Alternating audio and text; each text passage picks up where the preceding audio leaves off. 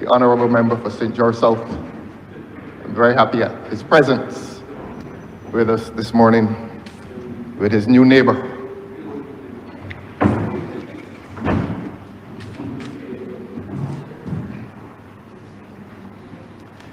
Your Honour, one of the remarkable features of the address by the Honourable Member for Christchurch East is that it was querulous. He appeared to be quarreling, if not with you, sir, since he's addressing you. And he certainly is not quarreling with us. So maybe he's quarreling with himself. There was a certain undisguised anger as he plowed his way through legislation with which the Honourable Member may be uncomfortable. One's conscience does escape through the mouth from time to time. But I will attempt to answer him with a certain equanimity and composure, since the public will still want answers to certain questions, and the Honourable Member may have failed in his very angry presentation to provide those answers. And what we do note as well is that he emphasized this sheet of paper, I don't know what he called it, a protocol. I call it a protocol.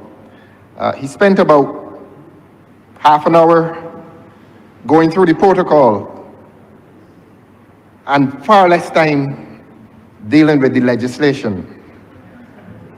And in a parliament, it is expected that the Honourable Member would have dealt with the legislation. Since this document, which he, by his own confession, in micromanagement of a department, took to the airport, he says he went down to the airport. First time I hear. Sir, the Honourable Member is misleading this chamber. So I never said took the document to the airport. I had no hand in that at all. That went through the proper channels to get there. I actually first received one of these days after I went to the airport. Well, the Honourable Member does confess that someone took him to the airport, and according to him, so that he could see how his department was functioning. But Honourable Member, if you have not heard those words out of the mouth of the member for Christchurch South, he's doing, do not opinion where you say, if you pick the specificity, please. Continue, Honourable for Christchurch South. I'm obliged to you, sir. Yes, the Honourable Member, and I did not write it. I was so amused that I stopped writing at that point, but I have some other things written to which I attribute to the Honourable Member. But he did say that he went to the airport. I thought I'd written that one. Yes, he did say that he went to the airport to see how things were going up there. That he boasted that he is in charge of the immigration department, and he wanted to see for himself how things were going. Well, he said down there. So I don't know if where he came from. Most people go up to the airport. He went down to the airport. But that is neither here nor there. But the point I was making is that the Honourable Member focused more of his attention on a document that has no legal force, no legal effect. I don't know when the visitors to this country receive this, if they receive it on the aircraft, if they receive it at the immigration counter, we don't know. But it is brought to this Parliament today and not handed to the other side, and he proceeds to read it as if it is some gold mine. Your Honor, you can ignore it for what it is worth, and it is worthless. What is of greater worth in here today is what this government intends to make the law. And we are going to deal with that very shortly. But before we do that, we must remind this Parliament that, like the other side, we remain committed and fully committed, not in any patronizing way, we remain fully committed not only to the idea but to the practice of regional integration. And it is not for us on this side to boast as to our support for regional integration, because the initiatives in regional integration did not begin with parliaments nor politicians. The initiatives in regional integration began with the people and began with the ordinary people of this region. Certainly fishermen who were traveling across these seas for many, many years, certainly from Barbados and going as far as Tobago. It began with the hucksters who were going on the vessels, landing here, just across that square, selling their mangoes, and going back to St. Lucia. That is where the initiatives, the exercises, the efforts in regional integration began. Regional integration began with the people. And that would have motivated the statement by the well-known Jamaican political economist, Professor George Beckford, when he said that the people of the Caribbean have long been integrated. It is only the politicians who don't know it. So that when we come here today and we engage or hear the sanctimony of regional integration, the ideals of regional integration and what we are doing for regional integration, that did not begin with any politician, and it certainly did not begin with the other side. And perhaps the other side needs to be reminded of this. And if the other side is heard to say that the high point of regional integration was the 1958 to 62 experiment, they are historically and philosophically in error. Of course, I concede that the other side did refer to cricket. And I will help him along that path. That long before the federal experiment, and we like to refer to it as an experiment, long before that experiment, there were others, non-politicians, who were along the path of integration. And in 1928, the West Indies cricket team played its first test. In 3 years' time, in 2028, we in this region will celebrate 100 years of cricket integration. And it is not only about cricket. The L.R. James reminds us, what do they know of cricket who only cricket know? And of course, he wants to tell us, and he wanted to tell us, that what occurred on the field is reflective of what occurs in the wider society. But let us not digress. Let us come back to the point that this government cannot be heard to take any credit for the regionalist movement, and that this legislation is not any high water mark in the regionalist initiative. Now, I pause again because I heard a noise. And I will remind you, Your Honor, that there is a rule in the standing orders against interruptions while a speaker is on his feet. There may be no rule against. Honorable member, am I hearing you correctly? Am I hearing you correctly as it relates to interruptions, honorable member? You're actually speaking to that? Continue, please. Please continue. Please continue. I thought that was, you want me to express judicial deafness. I don't believe it came from your mouth. Continue nonetheless, sir. You today, sir, hopefully will hear a debate that is, and I'm going to use a word that you used some time ago, that is civil.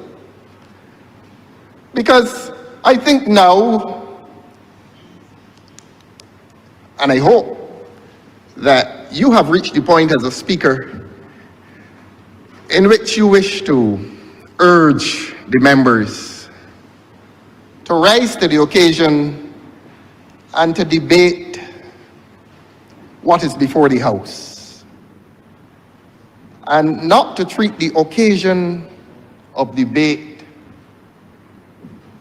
for personal assaults and personal invective. I do know that there are some persons who seem to have some difficulty speaking beyond 2 minutes unless they descend into personal invective and personal assault. If that is a deficit, that finds itself afflicting some members, well, let them keep quiet. Every week you come to this chamber, and you try to pursue a debate based on what is before the House.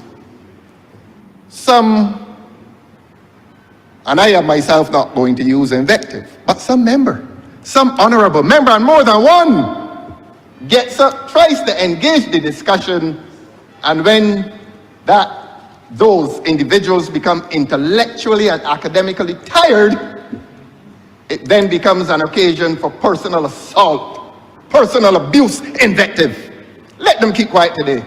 Let them keep quiet while they're sitting, and if they stand and try to contribute to a discussion that requires some intellectual and academic and philosophical import, when they find themselves fatigued, please, Your Honor, let them sit. Look, this place, and I'm very serious about this. And I'm going to look at the wall when I say it, because those who the cap fits, let him wear it. But honorable member, you spoke of being civil. I'm looking at the wall, sir. And you are accustomed in this chamber of camaraderie. You are. You engage in camaraderie, honorable member, in this chamber. So you can continue, but you do not need to become affected by any side show that you hear. You understand what it is in this chamber. You have been a member since 2018. Right, and you know what happens. So continue, honorable member. You hear them already? Honorable member, that is your friend that you. Honorable member, that is the friend you speak to all the time. Honorable member. Oh, you heard it too, sir? No, honorable member, that is your friend that you speak to.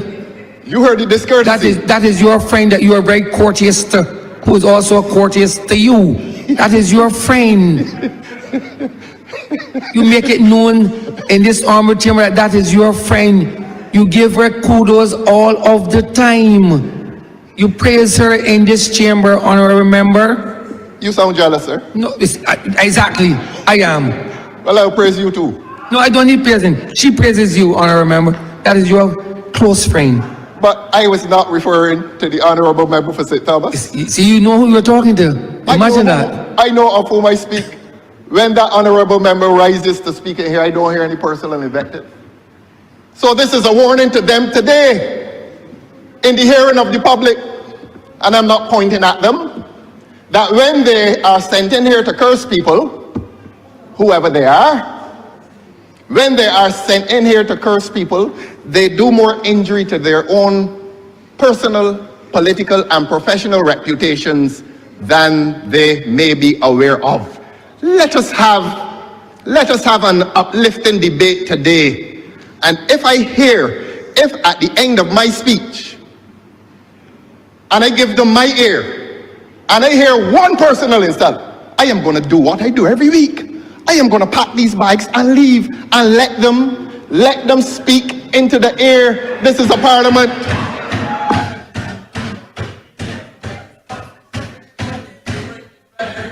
Honourable member, please continue. Honourable member, please continue. I am letting the public know. I am giving the public notice as to what, you hear him again, I am giving the Attorney General now. The Attorney General, who had a word to say about this legislation. Honourable member, are you not continuing the debate in relation to the legislation? Yes, I am. Please do that. And I am doing so, Your Please Honor. do. I am doing so, Your Honor, by giving notice to them that the time has come in this country when parliamentary debates must be conducted with civility. Honourable member, as it relates to the conduct of Parliament, I am the sole authority. I determine that. No one else in this chamber is vested with the authority. I have complete and sole authority. I am the arbitrator. No one else can fit in these shoes. I determine. I intend to drag them to high levels of debate. I am going to do that. And I want them to understand that when I finish my disquisition on this bill today, that if they have an answer to what I have said, let it relate itself to the content of the bill. Good. It's just a warning.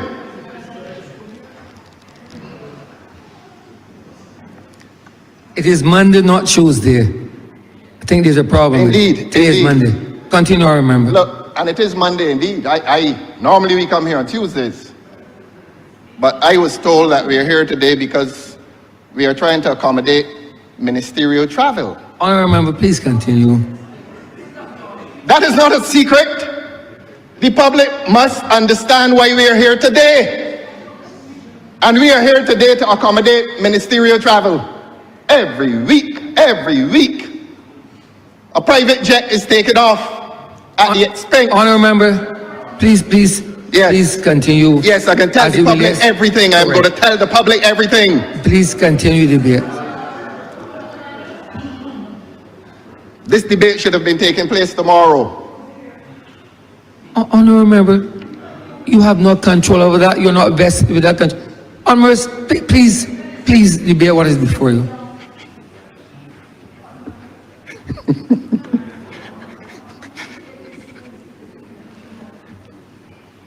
Let us come back to the debate, sir. And I recognize that we should have been here tomorrow, but they dragged the government here today because somebody has another excursion at public expense. At public expense, a private jet will take off within the next few hours at great expense to the public, and that's why we're here today.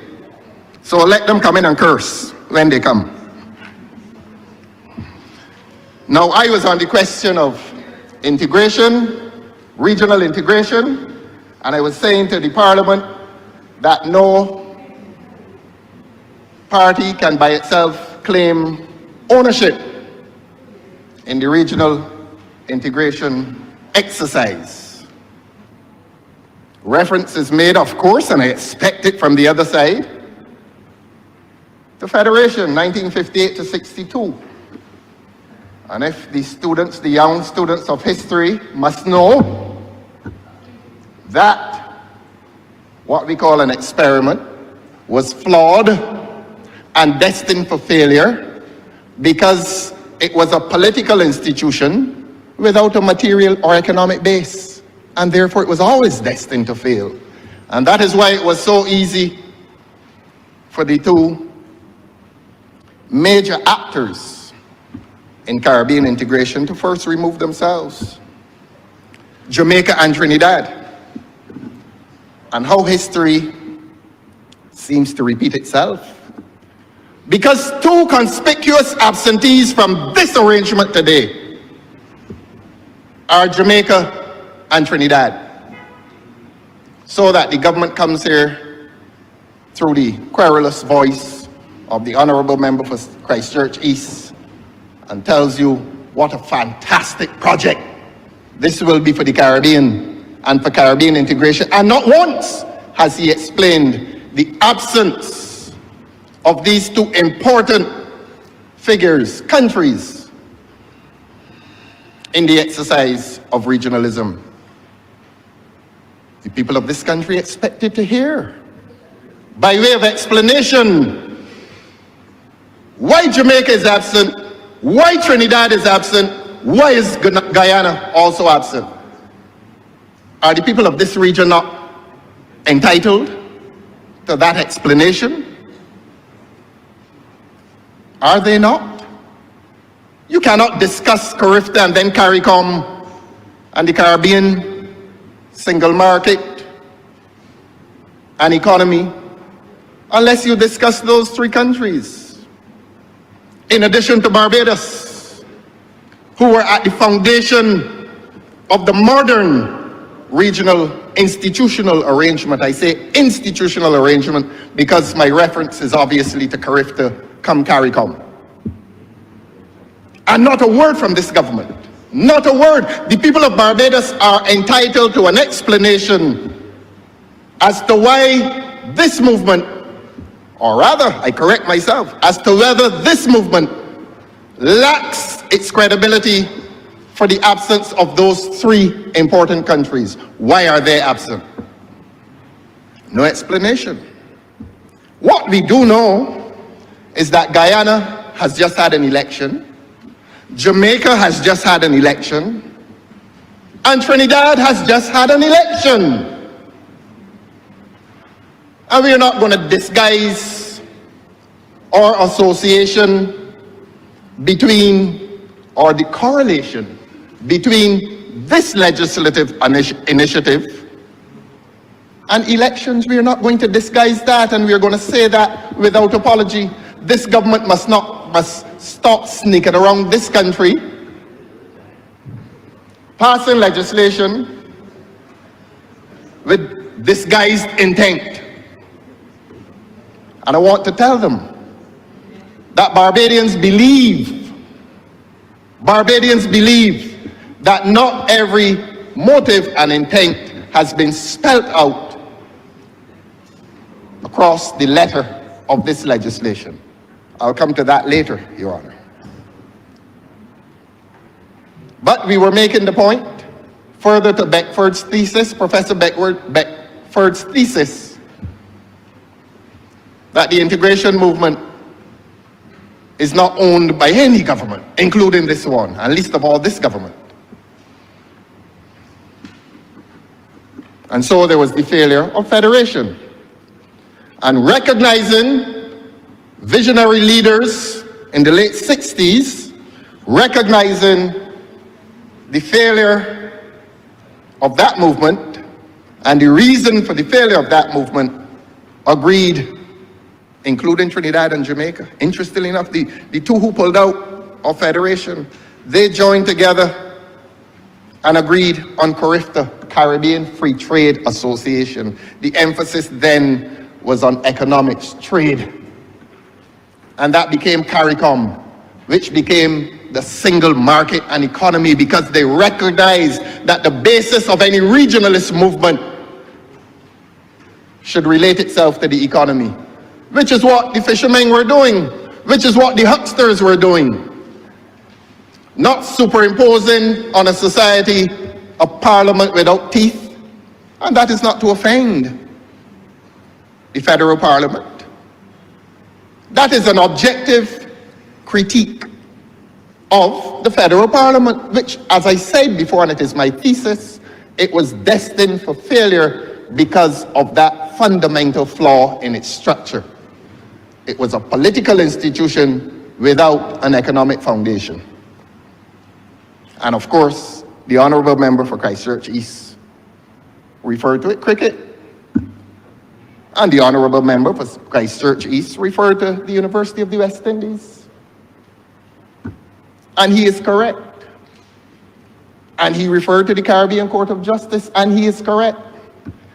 And there were several other institutions to which he may have referred. But of course, his references were restricted to the formal. And one knows him to be a man given to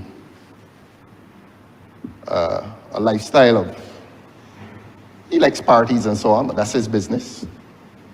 And he would know that Calypso and Carnival music has been a unifying force in this region.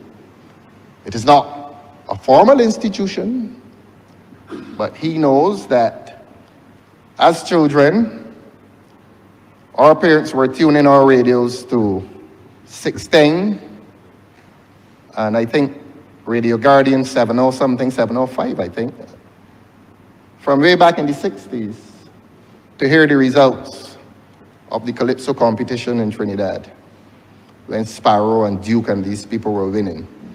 And that was an informal institution which was joining the Caribbean. The Calypso King of Trinidad, in other words, became a regional figure, certainly within the southern and eastern Caribbean.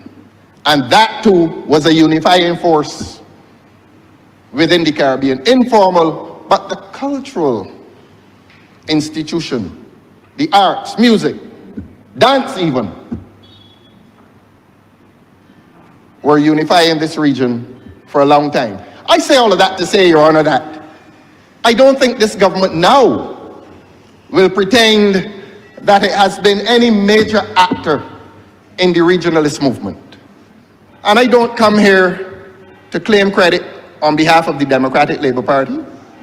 The record is clear. The record is clear. And I do not engage in futile exercises.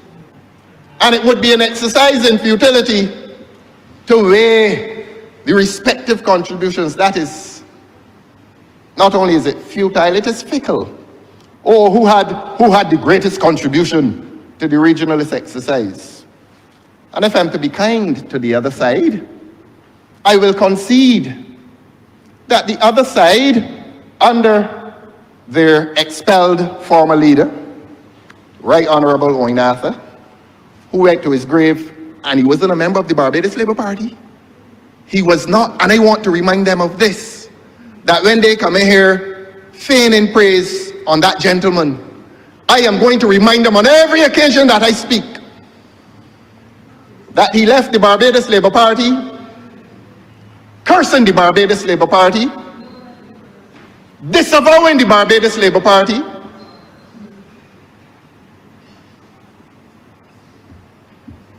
I wouldn't go any further on that. But his establishment, or his initiative in the establishment of the Caribbean Court of Justice, has done so much for the institution of law in the Caribbean. I don't think non-lawyers really appreciate the magnitude of the contribution of the Caribbean Court of Justice to law and justice in the Caribbean. I can tell you, Your Honor, and you know this, that several appellants could not have found the doorstep of an appellate court beyond our local court of appeal were it not for the Caribbean Court of Justice. A lot of men up there in St. Philip at Dodds would either be on death row or facing indefinite stays in a prison without access to a court, an appellate court beyond the local court of appeal. In other words, access to the Privy Council in England was prohibitive. Somebody asked me a few years ago, you ever went to the Privy Council in England? And when I said no, they seemed to think that it was a badge of dishonor.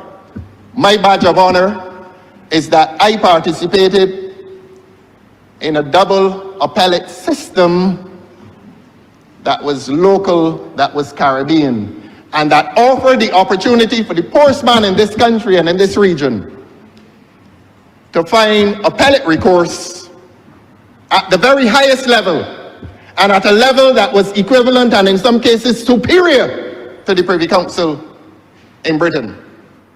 And I will say this without offending anyone, but it was known that Privy Council decisions coming from the Commonwealth were written over a few pages, and the Caribbean Court of Justice, you could get decisions written over 100 pages. Is it proper then for me to say that the Caribbean Court of Justice was taking appellants from the Caribbean a lot more seriously than the Privy Council in England was taking them? Is it unfair for me to say that? Is it improper for me to say that? That is an objective legal opinion based on the jurisprudence that I have read and in which I have participated. The point is, Your Honor, whoever opened that Caribbean Court of Justice has done this Caribbean a great deal of good. Whoever opened that University of the West Indies, which sent most of us here, did an exceptionally good job for this region. And so it is no occasion for partisan glories, and I think the Honourable Member for Christchurch East himself recognized this. This is no occasion for partisan glories. What this becomes, though, sir, is an opportunity for us to make inquiry into what comes before this Parliament today, and to ask ourselves the question, is this genuinely integrationist, or is there another motive? Am I going to be insulted today for saying that? And I promise them again, if I hear one insult, I am going through that door. I am not putting up with any more foolishness in here. I am.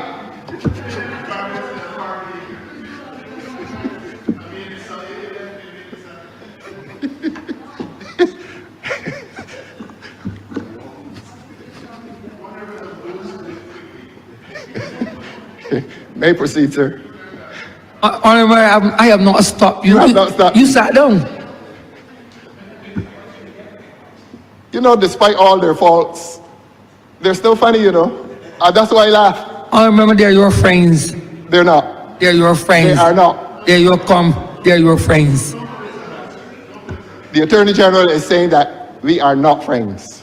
Please accept the evidence of the learned Attorney General. There's no friendship in here. Because as long as this government continues to offend the people of Barbados, they cannot be my friends. Thank you, sir.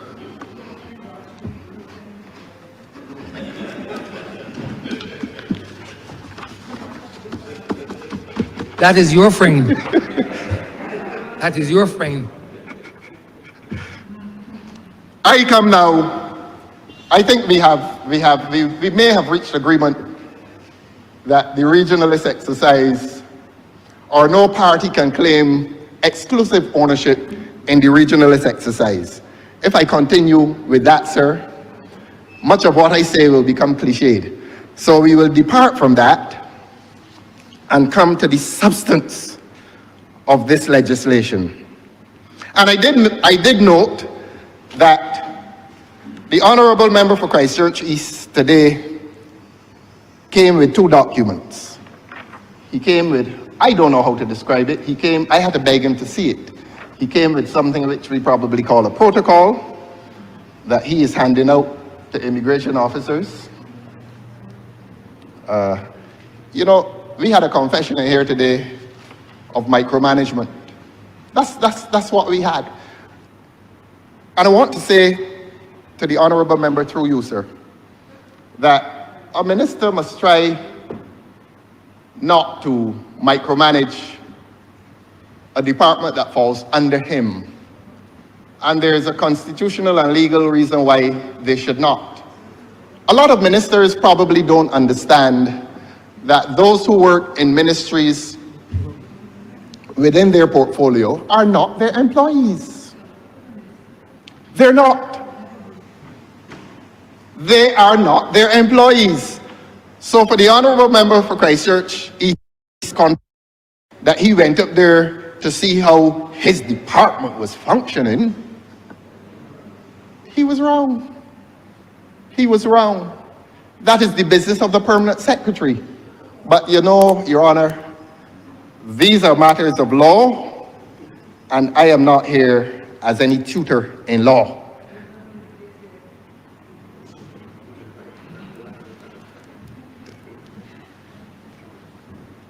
I remember sometimes they cannot help you. I try. I don't need any help, sir. That is your friend.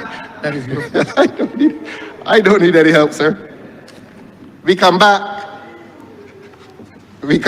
to the presentation of the honorable member for Christchurch East. And we are grateful to him for having provided not only the context, but the reason for this legislation. And he began by saying, we are facing a population crisis.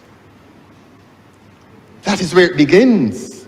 So the public of Barbados, the people of Barbados are hearing that we need floods of people to come in here because our population is too small, so bring them. We are facing a population crisis, and I quote him further, everybody accepts that there's a crisis. The question is, what do we do about it? And the government's answer to this assertion that we have a population crisis is to bring people in here. And I'm going to say what the Act says that immigration officers should do, because I rather think that the honorable member for Christchurch East may have misinterpreted, if not misled, this chamber as to the role of the immigration officers, but I'll come to that. Now, when that becomes the justification for this scheme, bringing people because we have a population crisis, the honorable member for Christchurch East may want to retract or to express regret, if he is so contrite, for the statement that he made in advance of October 1st. And I'll come to October 1st again shortly.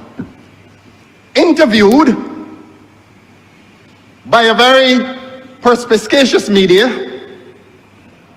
to explain this scheme between four countries, Barbados, Belize, St. Vincent, and Dominica. The honorable member, and I will not let him forget this, and he can rise to his feet if I am misquoting him, he said to the media, and it was broadcast to the world, that the young university graduates, if they can't find work here, let them go. Let them go and look for work in St. Vincent, Dominica, or Belize.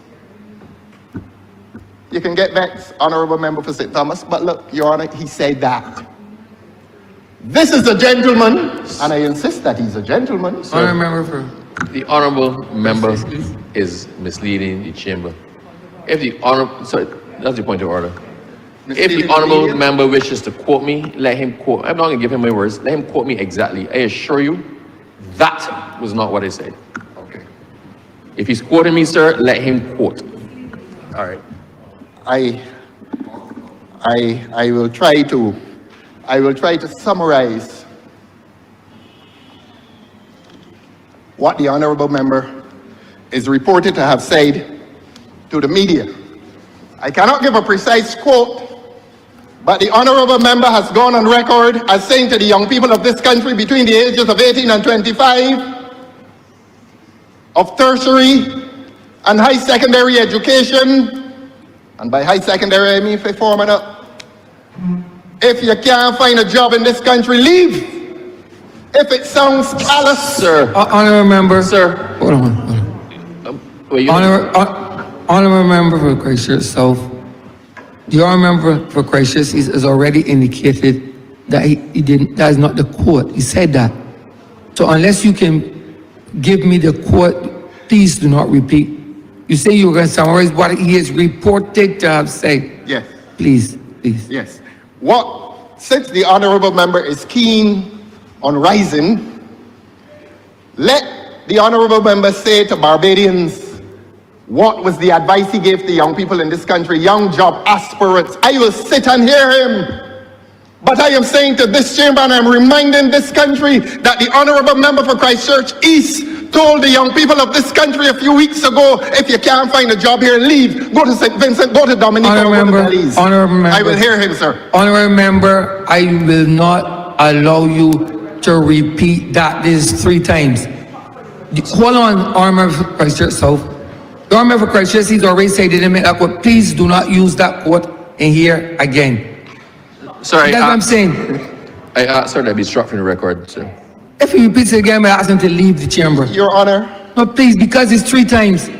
If you do not have the quote, do not repeat it. You do not have the quote. If you can get a record of the transcript, you're free to so do. I remember, you know the law. You want a cat reporter? If you want the record, get the record. Do not misquote. Do I remember? You do not have the quote. Continue, please. Thank you, sir. I have conceded that I do not have the precise quote. But then you don't have the precise quote. Don't make the quote because you don't know what it is. And they ask that it be struck from the record, sir. I'm obliged to you, sir. But what Barbadians do know is that the honorable member for Christchurch East, and I want him to stay in his seat. I know this is a difficult endurance for him when he is reminded as to the effect of what he said to young people in this country less than a month ago. And the people of Barbados know, without knowing the precise quote, they can get it was in the Nation or which one? I think Barbados Today had it as well. CBC probably would not carry it. But I am not quoting him precisely, sir, and please understand this. I am not quoting him precisely, but I invite the honorable member for Christchurch East to interrupt me and to explain what it is he said to the young people of Barbados in relation to their aspirations to work in Barbados. He can interrupt me now. And did he not say to them, and this is not a quote, did he not say to them, leave Barbados and go to Belize, St. Vincent and Dominica? I am prepared to be interrupted. And if he does not interrupt me now, he is taken to have accepted what I am saying as my interpretation. Let him speak. Honourable member.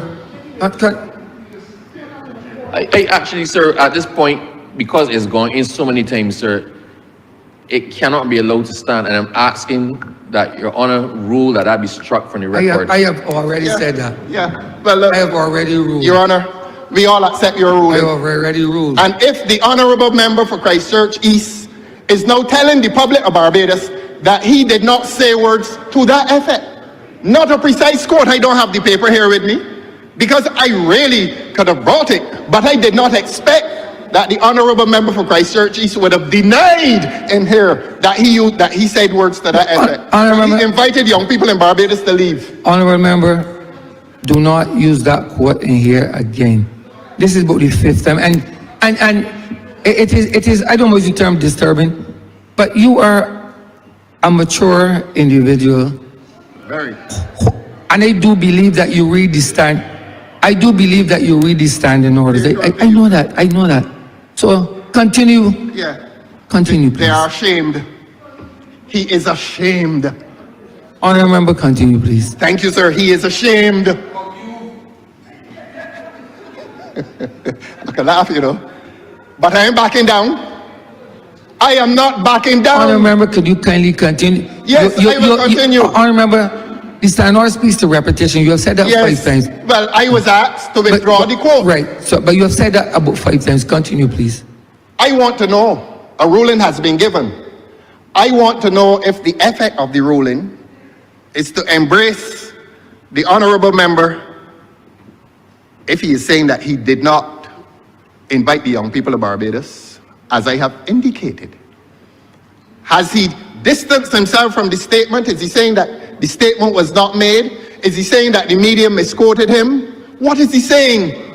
And if he cannot say that, he must accept that what the media reported is an accurate reflection of what they said he said. And he is not going to get up to his feet and denied that he said something in relation to job aspirations among young people in this country. He's not going to do that.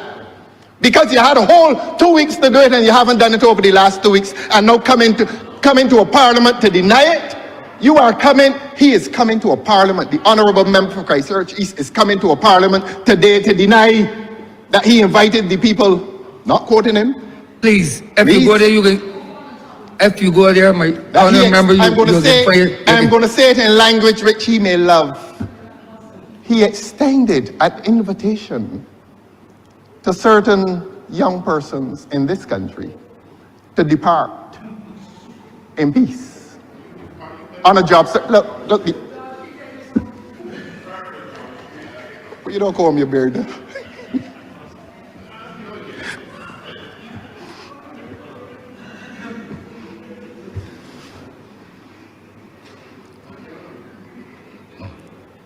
And that relates itself. You have accused me, sir, of having said it 5 times. I've not accused you. I've told you. You've told me I said it 5 times. Not accused you at all. You're not an accused person, honourable member. But here it is, Your Honour.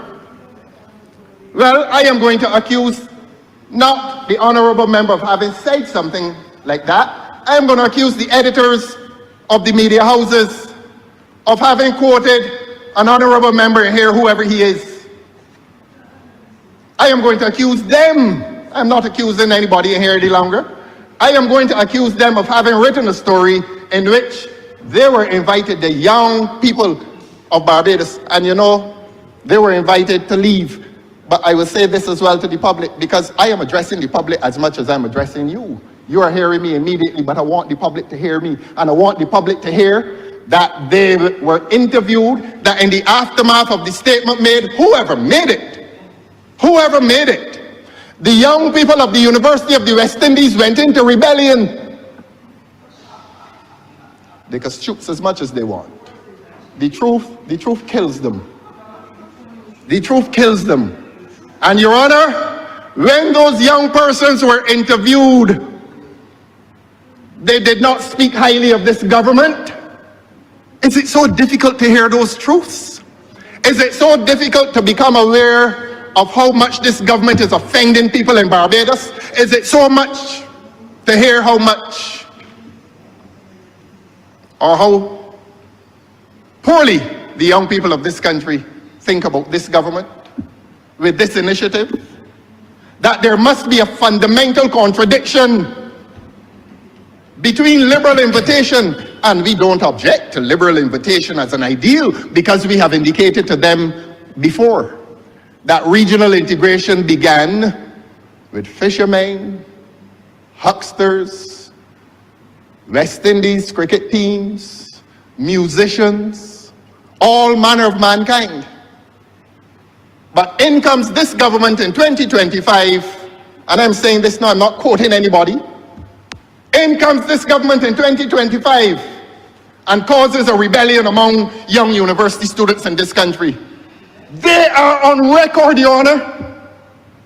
They are on record as having disavowed this government for banishing them from this country. If you want a job, go somewhere else. I ain't quoting a fella. I am not quoting a fella, and I will not be interrupted by noisy people who cannot get up and pilot the legislation properly, but when they're sitting trying to interrupt me, you come in here and try to pilot the honourable member, couldn't speak about it. Honourable member, the honourable member for St. Joseph could not get the wiretapping legislation. Honourable member, but honourable member, you do not even want to sit and listen. Honourable member, you are not allowed to refer to honourable members as you or he. Honourable member, it will not be tolerated under my watch. Continue. They're lively today. They're lively today. They can't take any criticism. They want me to come in here and agree with what they do. Well, I'm a madman. Honourable member, continue, please. Thank you, sir.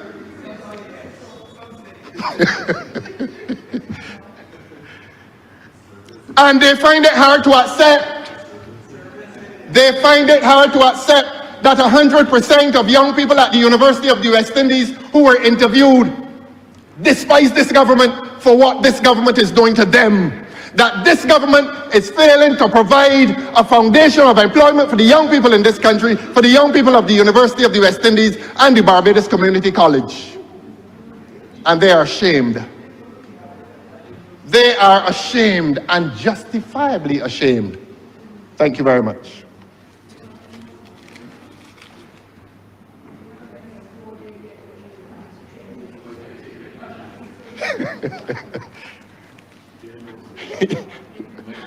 What must upset them, sir? What must upset them is that you and I laugh. And you and I are not distracted by the jokes. You and I laugh, but are coming back. I'm coming back to tell the honorable member of Christchurch East, who brought a bill in here today,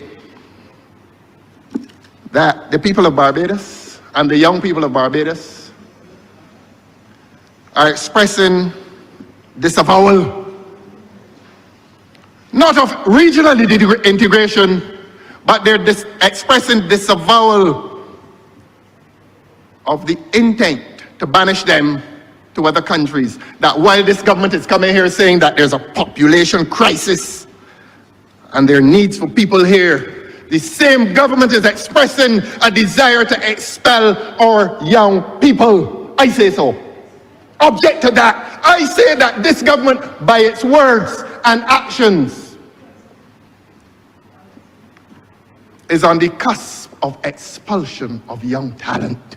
And that is why the young people of the University of the West Indies went into rebellion. How many times do you want me to say it? I will say it again if you want me to.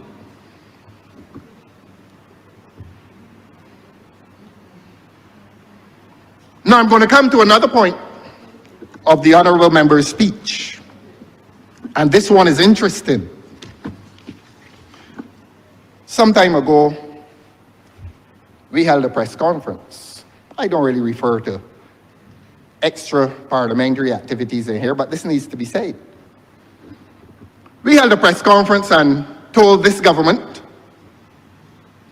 we gave this government good legal advice, that you cannot implement a scheme further to a treaty, which is an agreement between two countries, unless you legislate it. We told the government that. We knew that it was good legal advice, and we gave it to the government. You know, the government is coming back here today with legislation, and the honorable member for Christchurch East, he has to take his blows today. The Attorney General sidestepped this and handed it to him, so he has to be the one to take the blows today. In his review of the legislation, he has I beg your pardon, he has conveniently avoided Section 11 of the legislation. Permit me to read it, sir.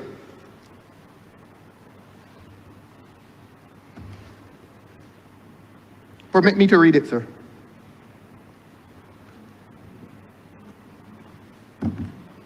This act shall be deemed to have come into operation on the first day of October 2025.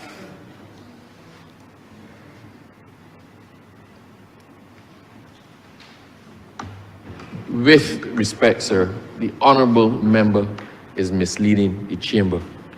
We can call for the record.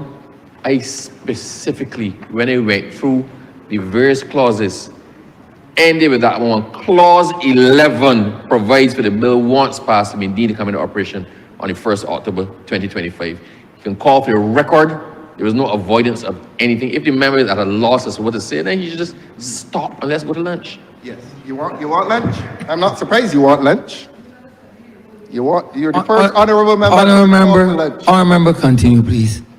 He said he wants lunch, sir. Well, let him go.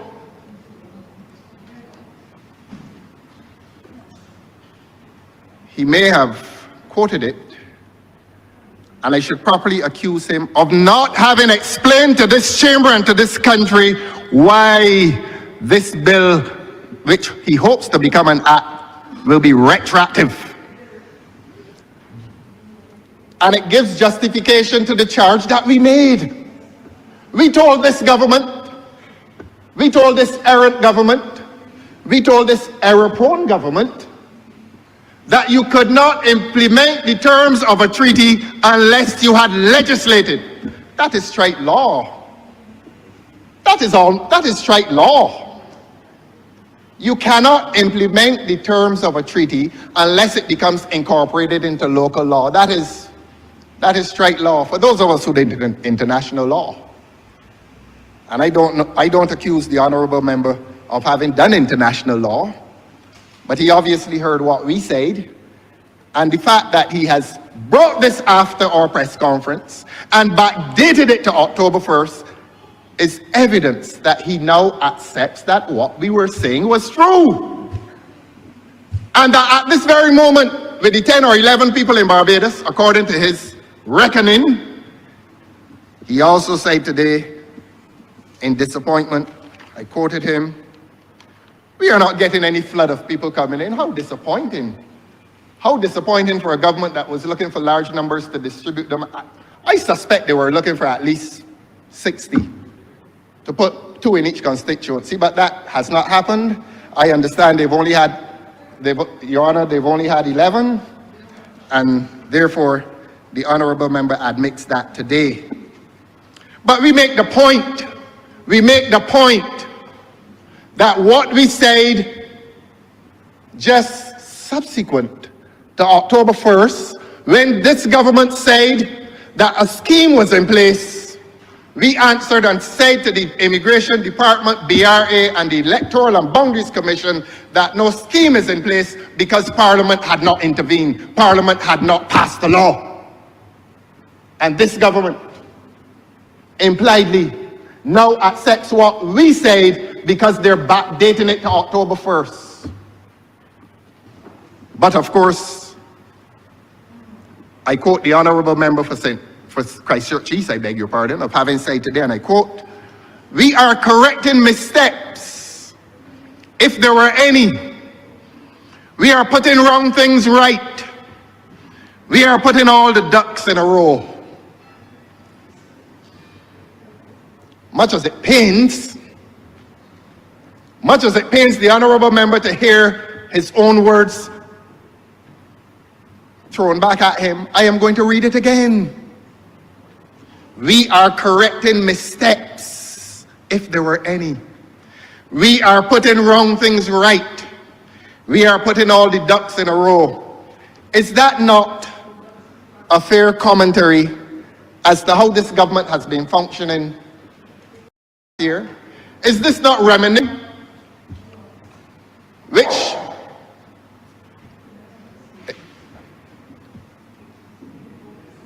Continue, honorable member. Continue, honorable member.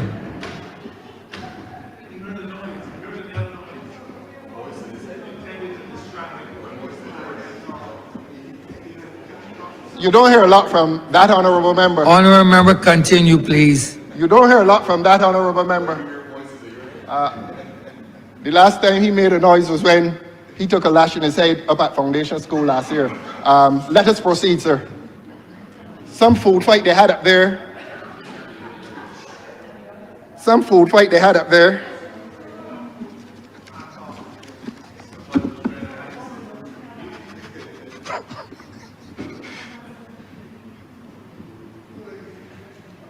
But I was saying, Your Honor, that statement, and I know the honorable member for Christchurch East is a little embarrassed now. I can see it on his face. And I want to say to him, not to be too embarrassed, because he is a part of a government and it is not all his fault. If he looks to his left, I direct you, sir, to look to your left and to cast your eyes on the author of large governmental and parliamentary error, legislative error, I beg your pardon, that has been committed by this government over the last year. And I was saying that the cybercrime bill is now in cyberspace as evidence of the government's ineptitude. And if you don't like the word ineptitude, incompetence. Where's the cybercrime bill? Where's the tint law that has been suspended on 2 or 3 occasions? Where's the wiretapping bill that y'all brought in here and boasted about? And you, him, sir, honorable member for Christchurch East, told this country that wiretapping, phone tapping, that government was listening to people's telephone conversations for more than a decade. Was it easy to say that? Well, it was not easy for the people of Barbados to hear that this government was tapping people's phones for a long time. And I sat here in disbelief that a minister of government would admit that this government was tapping people's phones and that they had only brought the legislation to give legitimacy to what was unlawful and immoral and unchristian. Listening to people's telephone conversation, what y'all wanted to hear. Who's supporting the BLP? Honourable Member, please continue as it relates to the debate, please. And so, beg your pardon? And so, Your Honor, when the honourable member says that this government is correcting missteps, when the honourable member concedes that this government has done a lot of wrong, not only legislative wrong, but immoral and legal wrong, and that today this law is coming, this act of parliament, this bill is coming to correct the wrong that was done. And the honourable member for Christchurch East Central must now be brought into a position in which he's admitting that what this government announced on October 1st was wrong. It was without a legislative foundation.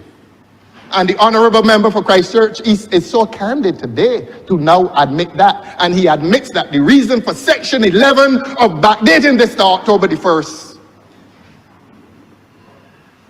is a concession that his trip to the airport to micromanage the immigration department was a trip in futility. It was an errand that was farcical.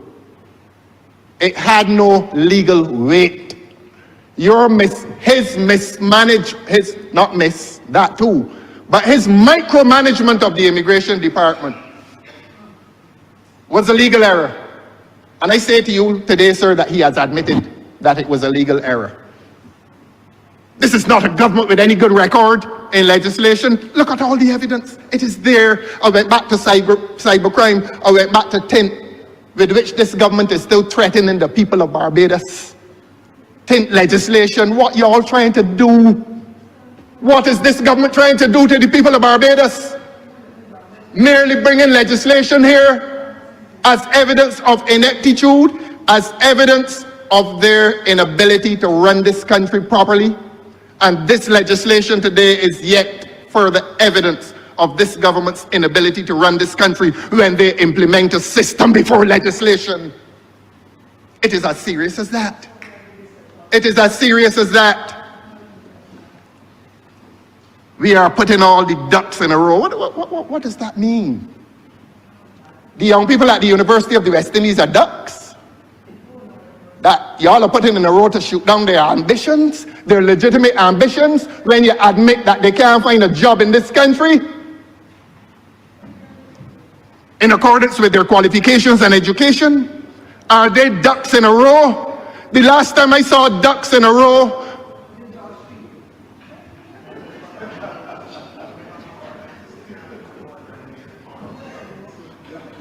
somebody was handed a gun to shoot them down. To shoot them down. Your Honor, I am not being you find his voice again. I'm not being disturbed by the honourable member for St. Thomas. I would just like her to turn to her right and see how well behaved is the honourable member for St. George South, and to seek to emulate him.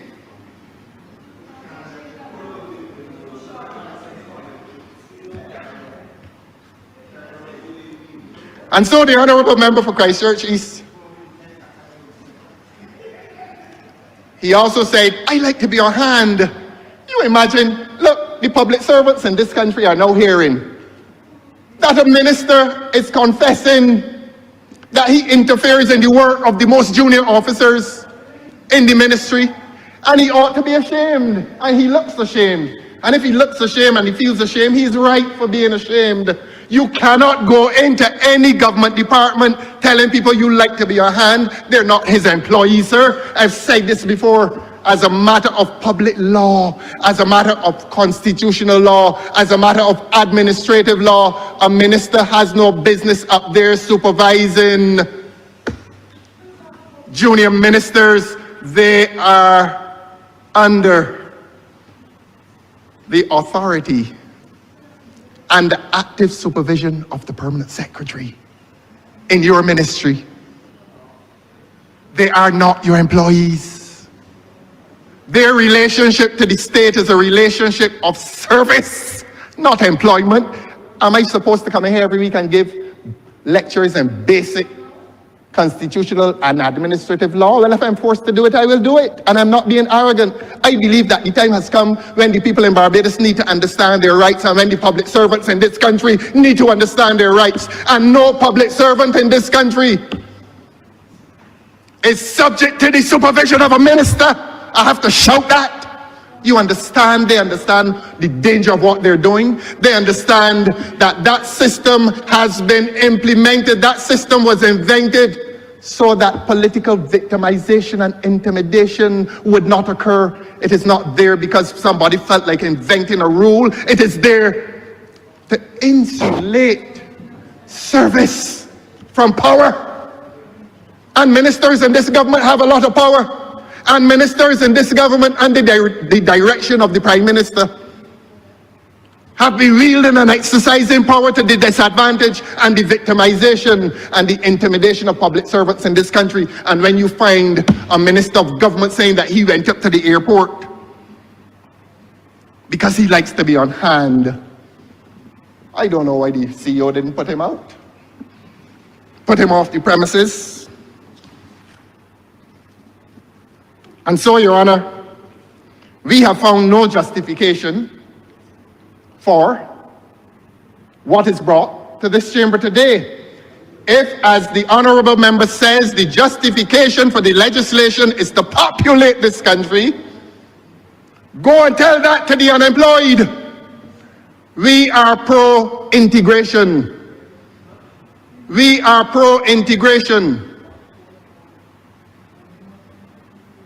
We are also in defense of the young people of this country in their aspirations, their legitimate aspirations to find employment under this government that has spent over $70 million on Carrie Festa and is spending millions a month on Regathering, which is now in the honorable member's constituency of Christchurch.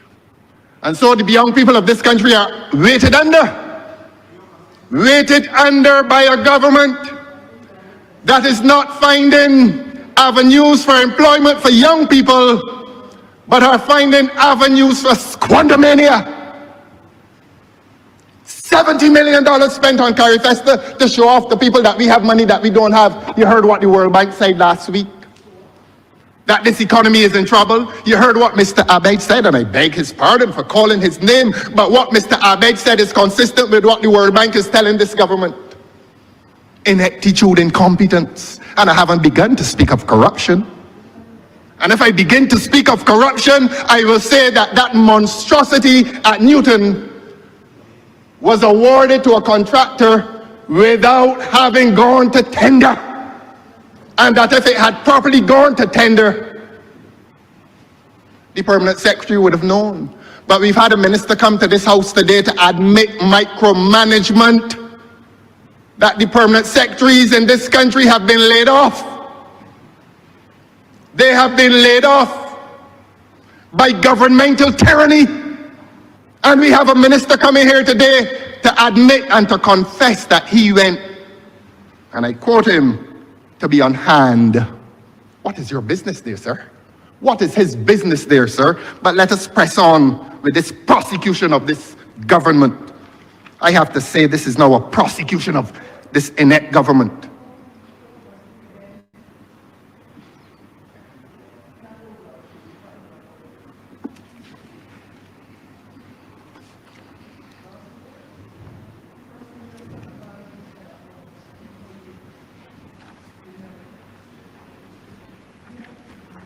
They're looking for people.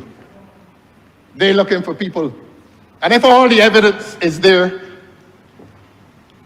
that you cannot genuinely be looking for people while our people at the University of the West Indies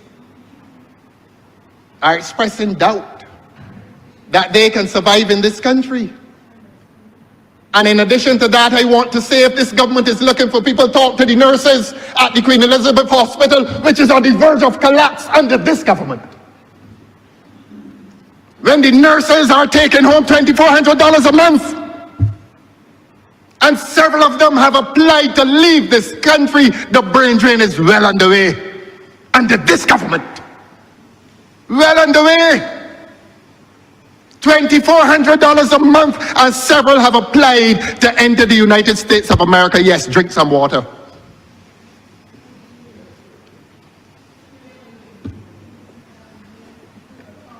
And y'all looking for people? And the nurses about to leave this country? And there's an exodus among young people from the police service?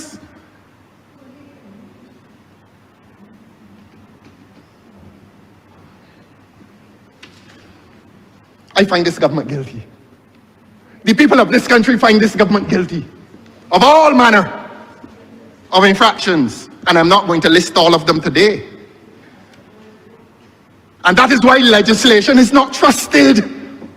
And not only is the legislation not trusted, but the authors of the legislation are not trusted. Y'all, over the last year, and I'm going to repeat it, I had to turn back 4 pieces of legislation. Can't see the light of day. And you come, this honorable member comes to this house today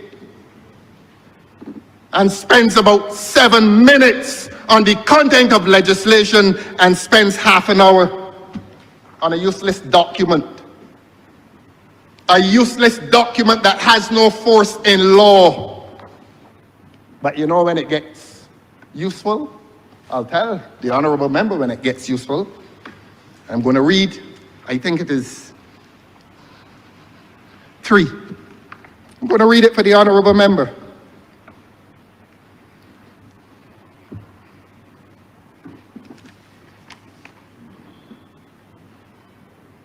When the honorable member came to review the legislation, he said, and I quote, I'm not going to misquote the honorable member now, "If you cannot support yourself, the immigration officer can refuse you."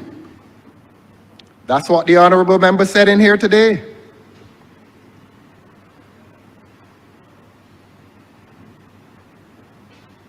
Number 3 says, and this is the note presumably to the arrivant, the visitor.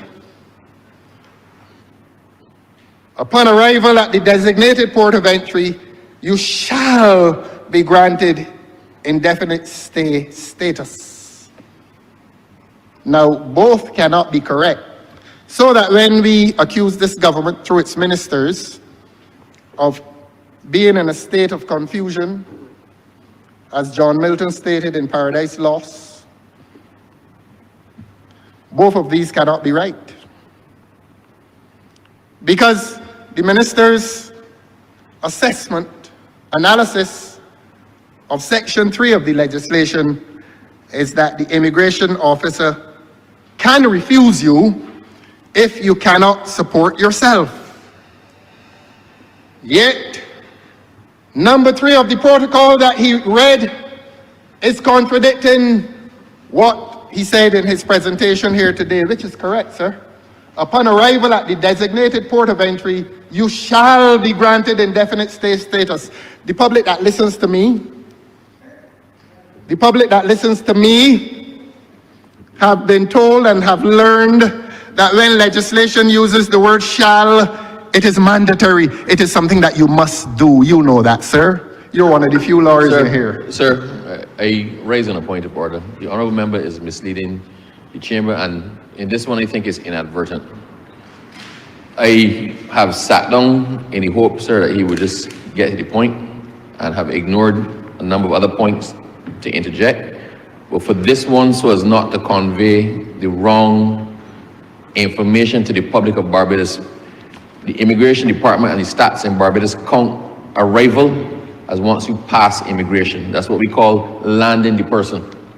So the person gets off the plane, goes through immigration, goes up to the counter. That person has not arrived in Barbados or has not been landed up to that point. Up to that point, if you're a prohibited person, you can be deported back on to the plane. If they need to do checks against you, the checks can be done. And if it's found that you are still a prohibited person or undesirable person, you can be put back on the plane. If you come to the immigration officer and they have doubts as to whether or not you can sustain yourself in Barbados and they examine you and are satisfied that you cannot, you can be put back on the plane. You are not counted up to that point in time as having arrived in Barbados. So I just wish to draw to the attention of the honorable member. We use the words arrival and landed pretty much interchangeably, but you have arrived in Barbados once you passed immigration. I'm grateful for the attempted clarification, and the operative word there is attempted. Now,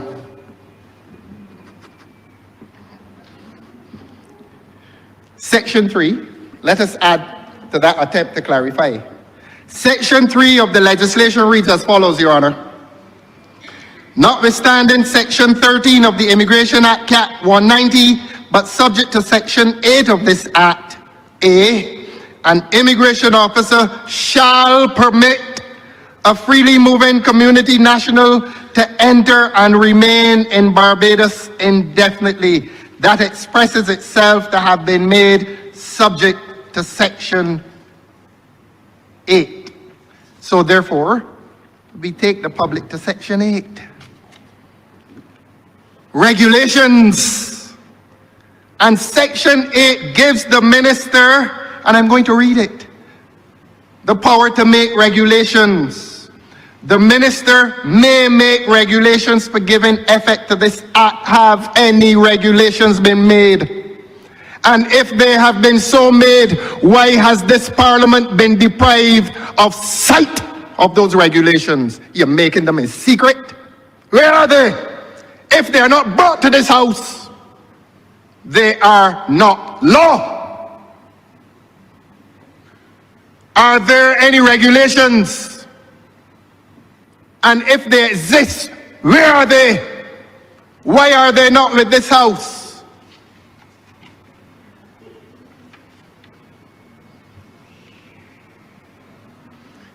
I read it again. The minister may make regulations for giving effect to this act. In other words, this act empowers the minister to make regulations. So all that the honorable member got up and said, if that is the content of regulations, he dishonors his purpose by not making those regulations visible to you, Mr. Speaker. I dare say they don't exist. And regulations are a part of the public document. Legislation is a public document. It is not part of a private treaty. It must be made a part of what comes to the House today. I go back to 3 though. I go back to Section 3, which the honorable member tried to explain for the House, and not only for the House, but for the benefit of the public of Barbados. Because if the honorable member has brought this legislation here today, he attempted to meet his duty to explain it to the public. How did he explain it? Well, let us help him. And I'm going to read Section 3, subsection 1 again. Notwithstanding Section 13 of the Immigration Act, Chapter 190, but subject to Section 8 of that Act. I beg your pardon, sir. I'm helping him. I'm quite willing to admit. I'm quite willing to admit when I go to the wrong document.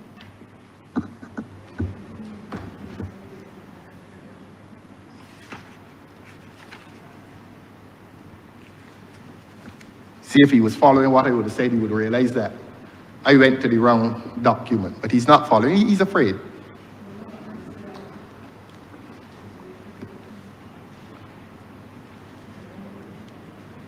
Section 8 of the Immigration Act, and I admit to the error, speaks to prohibited persons, people who require hospitalization and that kind of thing,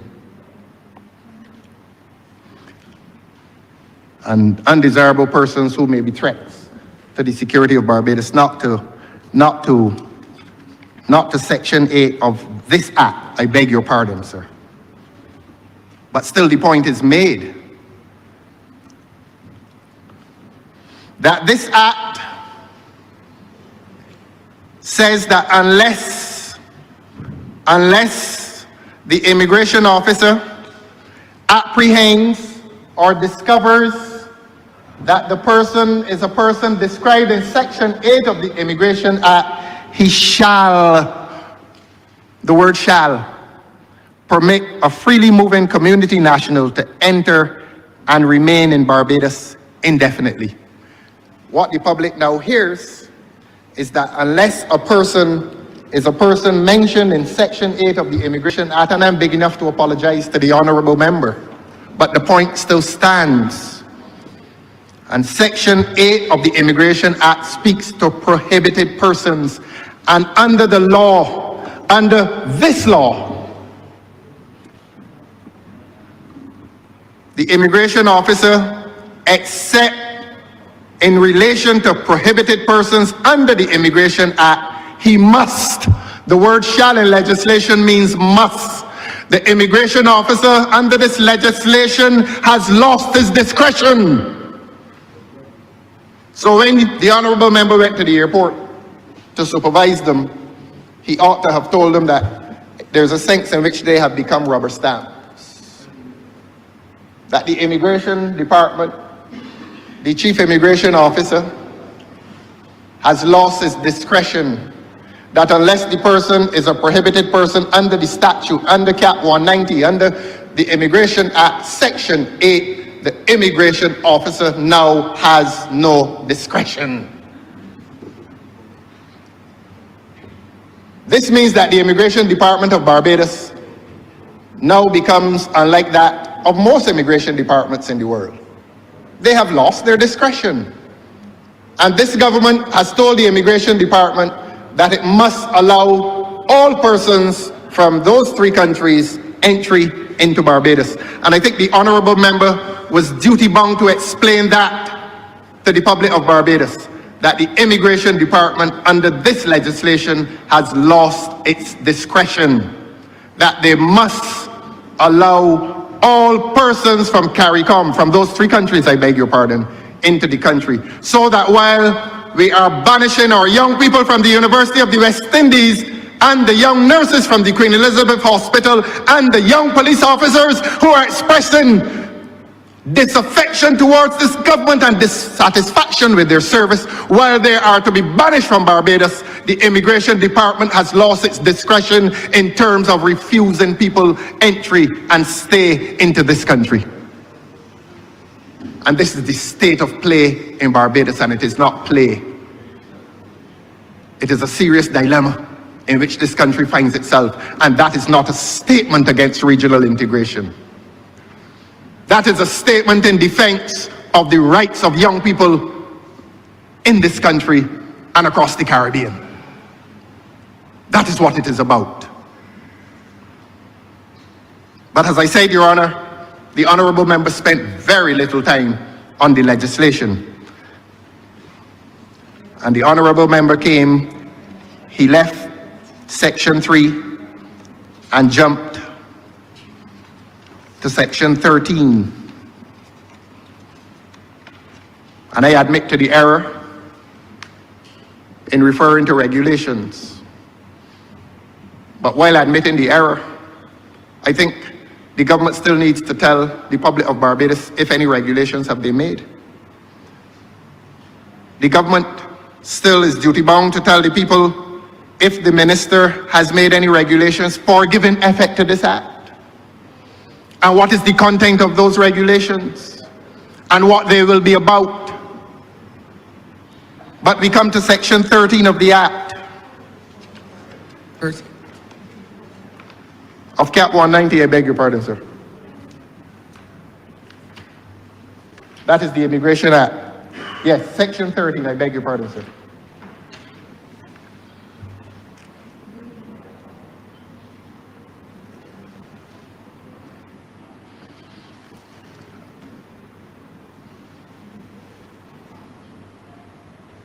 And that is the section under the Immigration Act that preserves, and I wouldn't call it discretion, because it defines those persons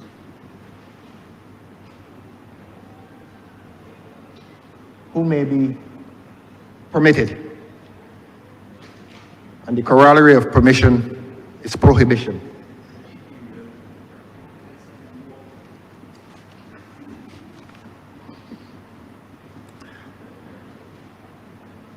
And that is where the Honorable Minister then, and I am responding to the Honorable Minister seriatim as he made the points, and that is to say chronologically, according to his speech.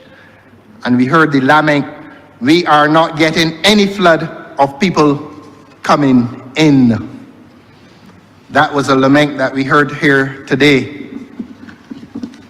Clearly, the honorable member was expecting a flood of persons. And that is that the beginning of the failure of this project? We are not getting any flood of people coming in. And immediately after that, and I'm going to relate these two statements, the honorable member for Christchurch, he said, this government is doing well. We are on the right track. This government is doing well. We are on the right track. What did the World Bank say about this government last week? What did the World Bank say about the performance of this economy last week? If we are doing so well in this country, why did the World Bank say that this economy is slowing down and will get slower even over the next few years? That if there's any growth, it will diminish.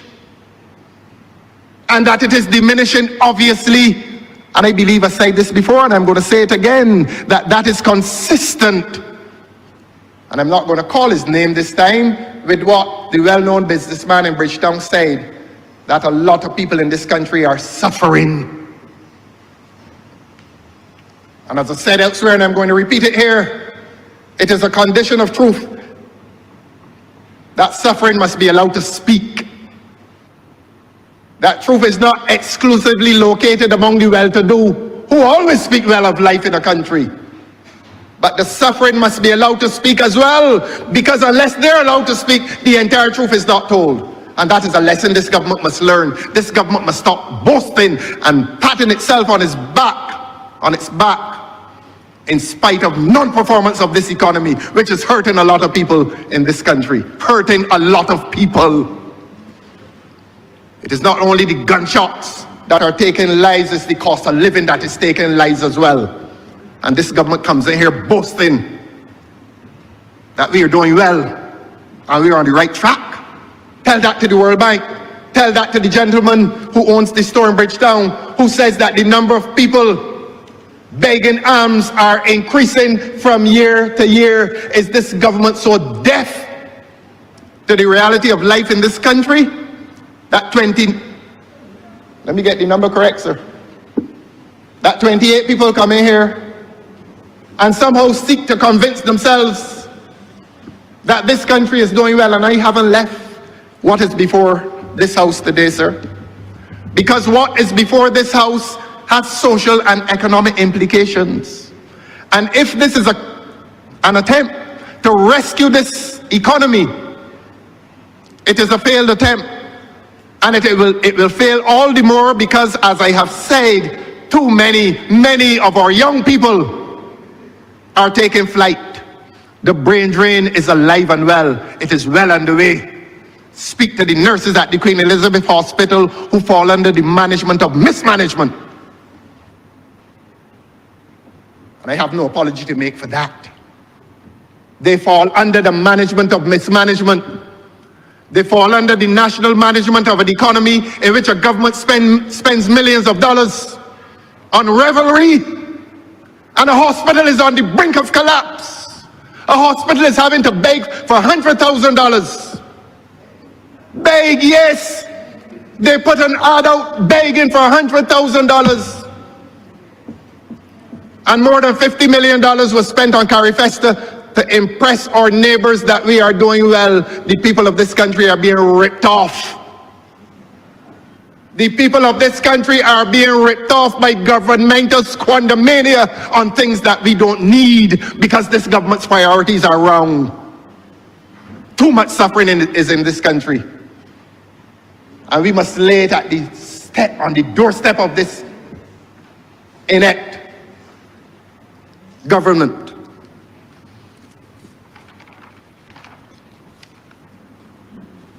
I come back to the legislation, Your Honor.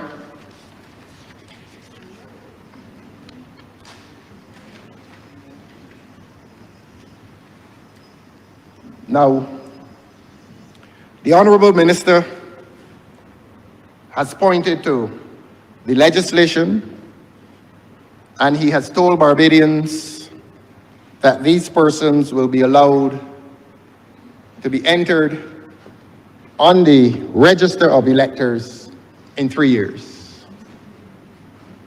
The Honorable Member has said that. And that is an explanation for which the public was waiting for some time.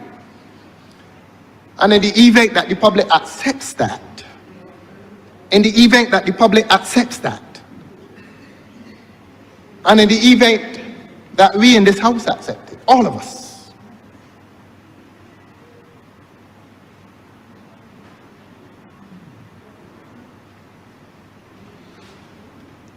let us come to Section 9 of this legislation.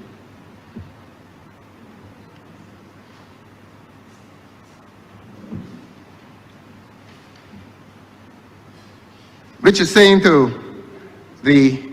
and the legislation describes them, quote unquote, freely moving community national.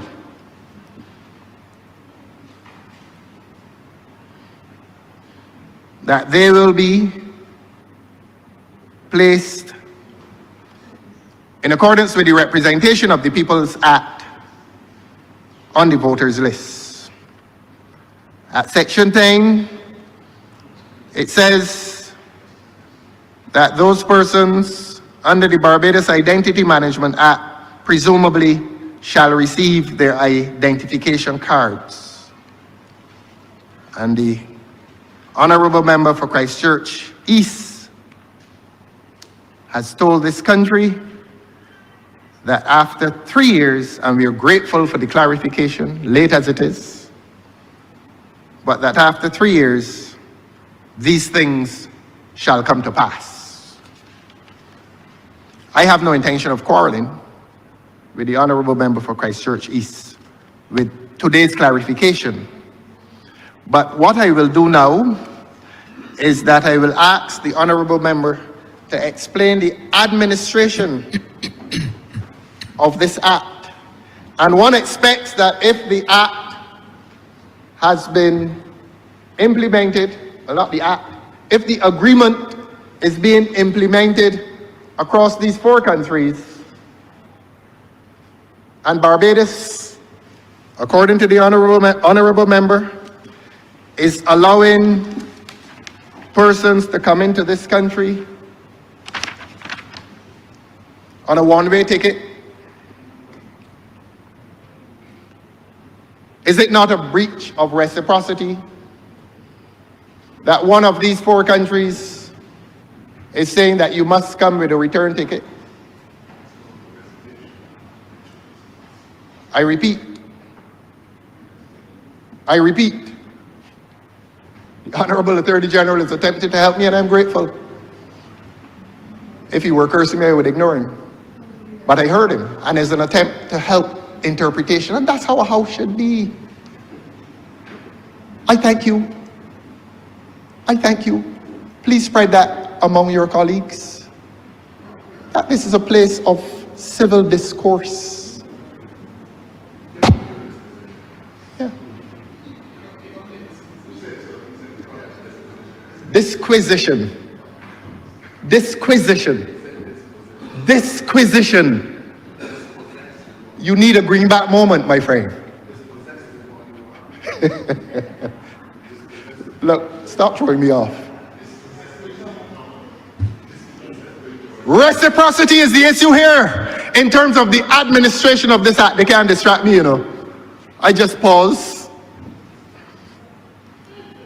Tell the public of Barbados why this government is boasting that any and everybody from those 3 countries can come here with a one-way ticket, and Belize is demanding a 2-way ticket. It may not be the fault of this government, you know. It may not even be the fault of this good and honorable minister. But this good and honorable minister is now charged with the responsibility to explain to the people of Barbados why there is not full reciprocity in relation to the administration of this legislation, and indeed, a question which has gone unanswered. And we ask this in all frankness. Is Barbados the only jurisdiction to have legislated? Listen to me, son. Listen to me. Don't let her distract you. Is Barbados, because she drives behind garbage trucks, telling them which garbage to pick up. Look, Your Honor. I honor member, you know, you're reaching the stage. please, Behind garbage truck. please respect Yeah. this chamber. Well, let her respect me by not interrupting me. She drives behind garbage trucks, telling them which houses to stop at. And in different. When you get there, send me out. You day to day. Patience is a virtue. Yeah, My friend. definitely is. Please You refer to members interrupted me? as honorable members, sir. Man, I can lambaste you. Honorable Christian, so Thank you, sir. please refer to members as honorable members. Yes, I always do. I always do. During COVID, they're driving about behind a BDF truck telling them which houses to give hampers to. Honorable member, has that had anything at all to do before we are debating? Please. It's not a wash, sir. No, I regret that. I heard it, I regret that you heard. but it was meant for their ears. It wasn't meant for your ears. But meant for their ears. It was meant for the ears of the honorable member who was driving around behind a BDF truck, Honorable member. telling them which houses to give hampers to. Honorable member, please continue. I will, sir. Do not interfere with me. Don't. Never do it. Never do it. Never do it. I can expose you. Honorable member, please continue. Yes. Never do that. I on my feet and you interrupted me? Huh? Honorable member, please avoid the distraction and continue. Avoid the distraction. You're a tour guide for a garbage truck? Honorable A member, BDF truck? please, Yes, sir. please get on with the debate. This debate has nothing to do with garbage trucks, my friend. And None, BDF none. And BDF trucks too. Right, good. So, honorable member, That too. honorable member, speak to the debate, speak to Yes. the bill, speak to the bill.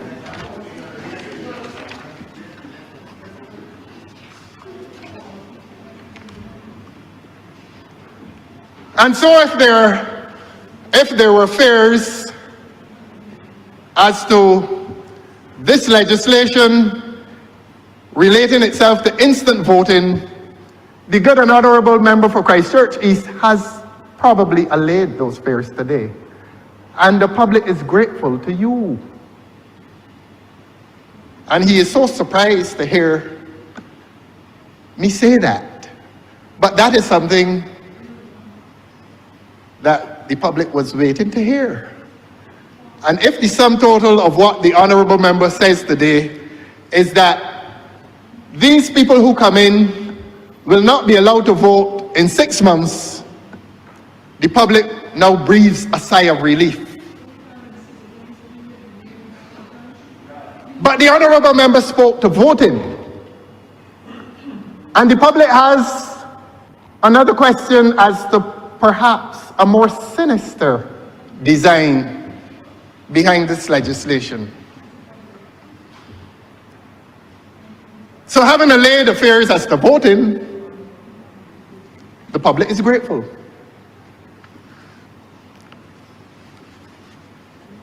While the fortunes of the government slip, the public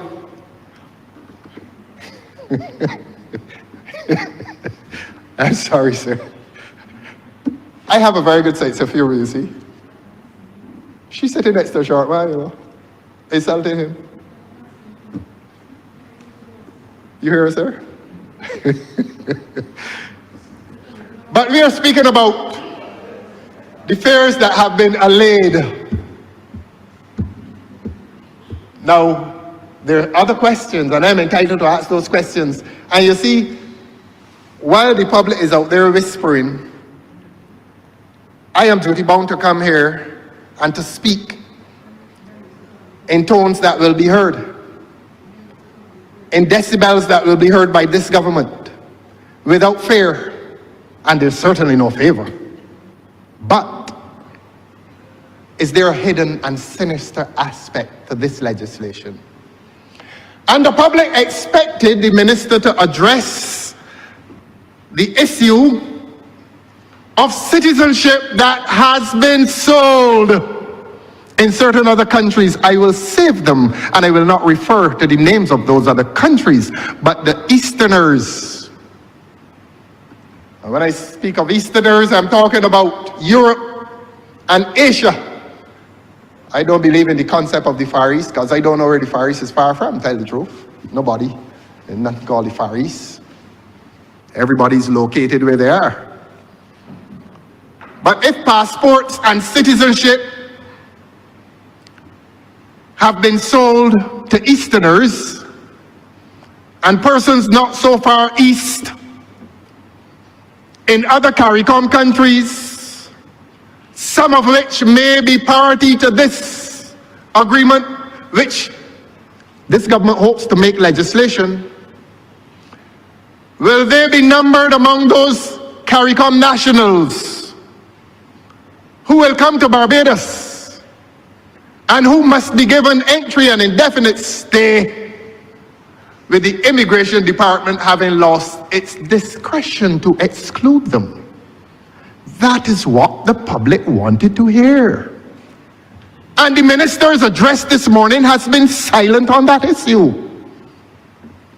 Completely silent. And I am willing for a point of order to be made.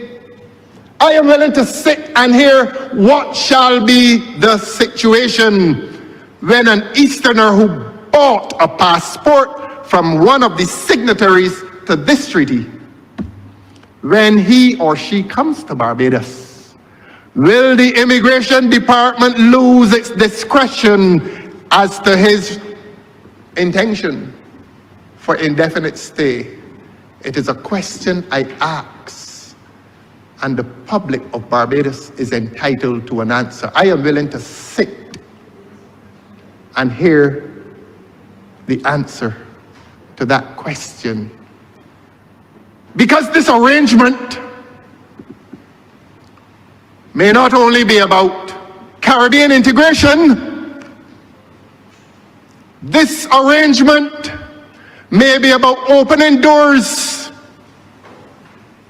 The other country opened the front door. Is this legislation the opening of a back door into this country by persons who are only recently described as CARICOM nationals? And if a man has a passport or citizenship of one of these signatory countries, is he a CARICOM national? We await the answer. And we are sure there's an answer.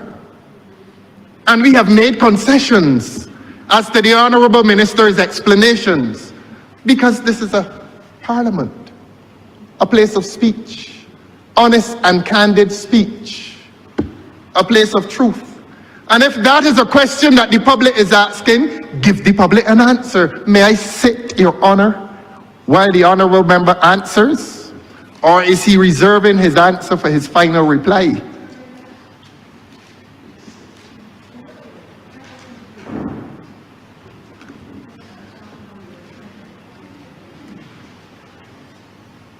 I apologize if I've upset the Honourable Member. If I've hurt the Honourable Member's feelings, I apologize.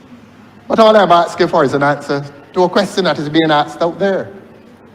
And the question is this: is this arrangement exclusively for persons who are cultural Caribbean people?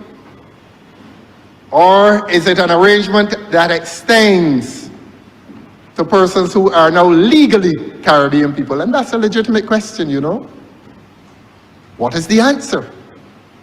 That is why I described the country that dared to pursue a scheme of citizenship by investment and now filters those persons through the back door of this country. I think that's a fair question. And I am mandated by a curious public to ask it. And it is not a question that should make the Honourable Member uncomfortable. It is a fair, reasonable question. And the public wants an answer. And I will say this as well, Your Honour, that if the scheme allows Easterners to come through Barbados' back door via the other country, what else does it facilitate? Because they say that in this politics, the conspiracy theorists will say, you know, all of them get in there and they're complicit in each other's wrongdoing or misdeeds. I am not. I ask the questions that are fairly and reasonably asked. And we know what I'm talking about. We know how that question is loaded. We know what is going on in this Caribbean space. We know, for example, that over 35,000 people are newly registered citizens of a certain country in this Caribbean, which is party to this arrangement. Is the back door of this country now open, and must I be afraid to ask this question? And must this government be afraid to answer it? Is this country now exposed to any or all of those 35,000 new citizens of that country, which is party to this arrangement? And if the answer is no, the Honourable Member for Christchurch East will say that the answer is no. If the answer is yes, well then the people of this country want to hear the truth. What is the truth, Minister? Through you, sir, what is the truth? But of course, the Honourable Member lamented, and I want to read the lament as was stated by the Honourable Member, that we are not getting any flood of people coming.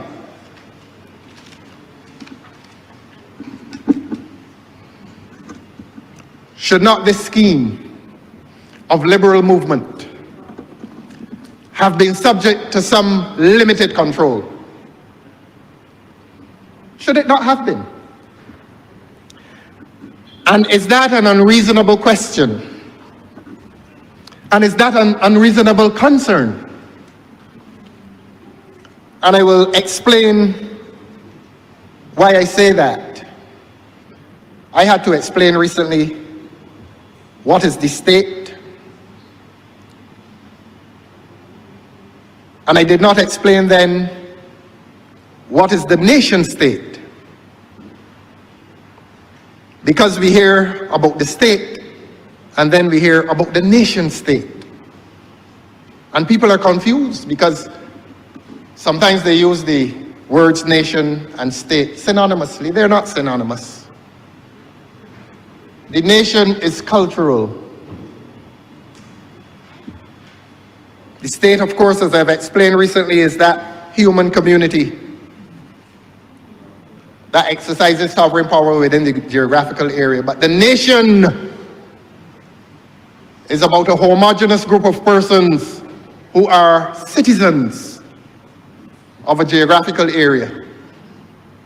And they are citizens of this geographical Caribbean area. And that is a cultural statement. And I think the honorable member now appreciates what I'm saying. And there's an aspect of this scheme that we expect as a priority will embrace persons who belong culturally to what we call this nation. I'm trying to make the point as diplomatically as I can.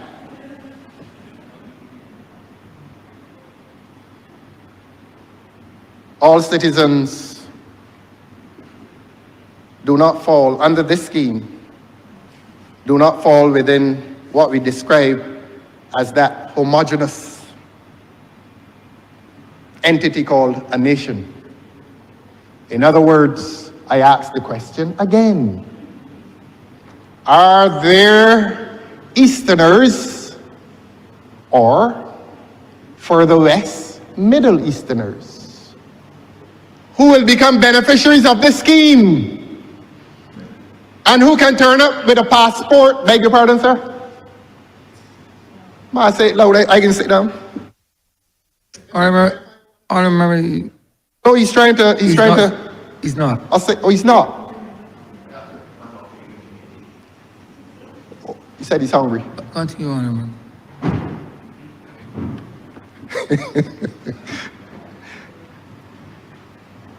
You're bound to get a headache. You're giving this country a headache. Because the people in Barbados want to know, in short, how extensive is this scheme? And that's a legitimate question. In other words, is the scheme, while opening front doors in other countries, intended to open a large back door in this country, thereby devaluing the citizenship that existed in Barbados from 1966 to present? Not only were we constitutional and legal citizens, we were cultural citizens, members of a nation. Who could turn up at Toronto, New York, London, Paris, South America, with a highly valued passport that reflected the citizenship of this country? Will this scheme expose the citizenship of this country? The idea of citizenship, the idea of Barbadian citizenship. Will this country expose the idea and the reality of Barbadian citizenship to devaluation based on the extension of citizenship to persons who are not culturally nationals of this region? We in this Barbados, who are regionalists, look forward to the day when it comes that there will be a united Caribbean, a United States of the Caribbean. And that is what I believe all parties in this country stand for. I don't think there's any divide in terms of Caribbean integration. I hope not. And it is the dream of all regionalists that we shall become the United States of the Caribbean, from the north down to the south, being Guyana. But there's a possibility that a noble scheme can be corrupted by transactional arrangements done not for love of country, done not for love of region, but done for the facilitation of something called money, the movement of money. Must I be afraid to say that? And if this government is afraid to admit that that may be one of the hazards of this scheme, then this government is betraying the interests of the people of this country.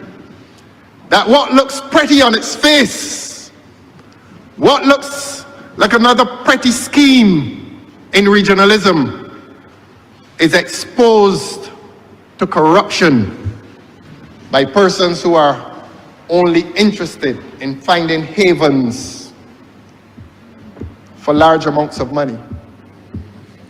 And that is called sale. That is called sale of a country. That is called sale of pride. That is called sale of love of country. And will this scheme, operating as it is between 4 countries, only 4 countries, is that scheme a part of a larger scheme that allows the Caribbean space, and certainly in this case 4 Caribbean spaces, to be exploited by persons who have no cultural tie to this region, who have no love for this region, nor for its individual countries, whose histories separate them from the struggles of Caribbean life. And I think this government is called upon to answer that question, and answer the question it must. That is my final appeal to the minister. I wish that the honorable member for Christchurch East would have spent rather more time on the legislation and less time on a protocol that was taken to the airport, a useless protocol that says nothing. It has no, as I said before, no legal force. It is of no legal effect. It is useless.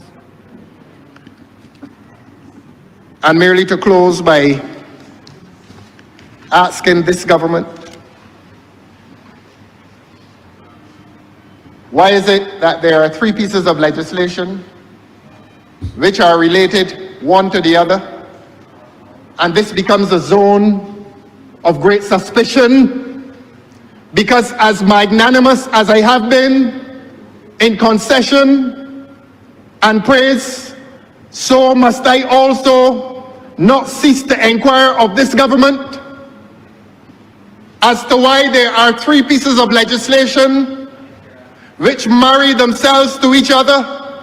One is the immigration legislation, one is the citizenship legislation, and this legislation today, which is about the free movement of CARICOM nationals.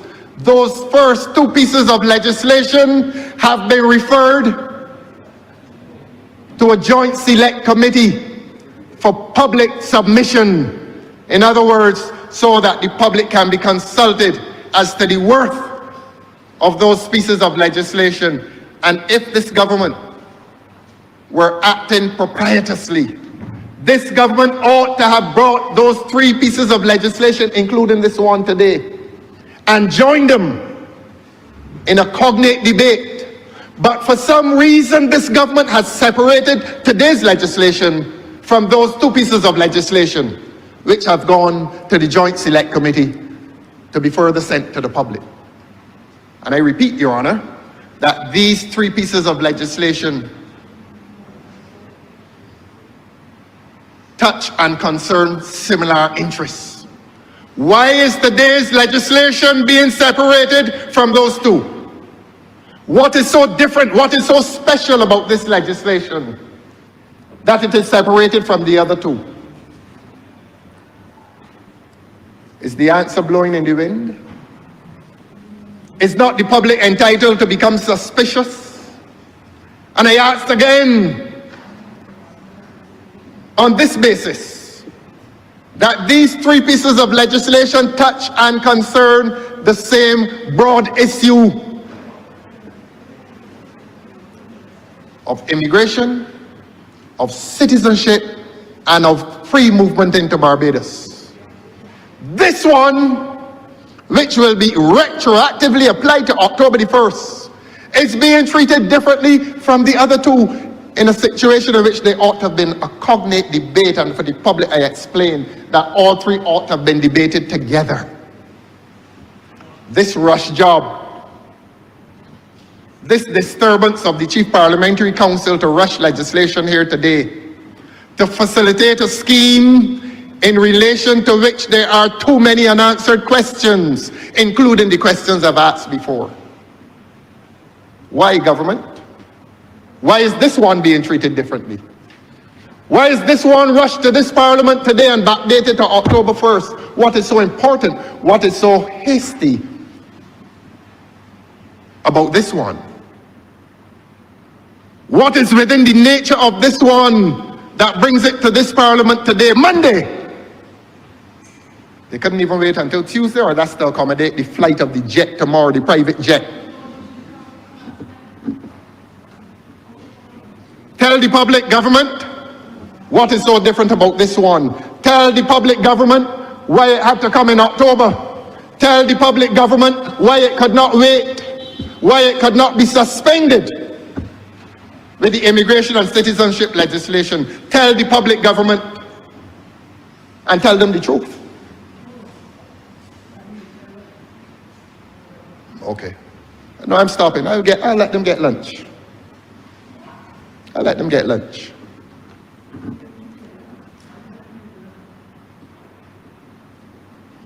And I will wrap up, Your Honor, by asking that question. And that will be my final question. And the answer, the only answer I can give, is that the content and the purpose of this legislation leaves too much suspicion among the people of this country. And there's some member on that side who will rise after I sit and explain to the people of Barbados why this one has been extracted from among the three and given the special treatment of priority. That is the question that remains. But I will say this as a constitutional lawyer.